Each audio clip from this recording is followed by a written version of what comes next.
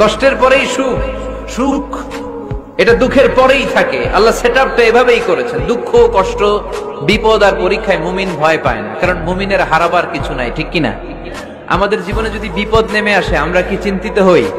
কথা বলেন। আমরা তখন সবর করি, কি করি? আর সবরে সওয়াব আছে না নাই? কারণ মুমিন জানে রাত যত গভীর হয় অন্ধকার তমানিসা বেদ করে সুবহে সাদিক হয়।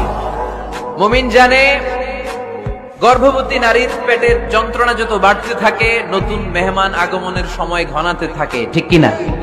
মুমিন জানে মুমিনের উপর বিপদ কষ্ট যত বাড়তে থাকে সুখের সময় ঘনাতে থাকে, কাছে আসতে থাকে।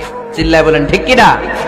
এজন্য আল্লাহ বললেন ফাইন্না মাআল উসরি ইউসরান, ইন্না মাআল উসরি ইউসরা।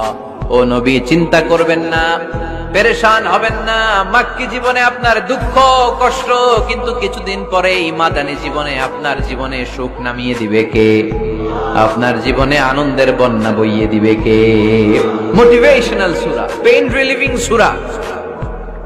আপনি বিপদে পড়লেই এই আয়াত নিয়ে চিন্তা করবেন যে বিপদের পরেই আনন্দ আছে, কষ্টের পরেই দুঃখ আছে, সমস্যা যেমনি আছে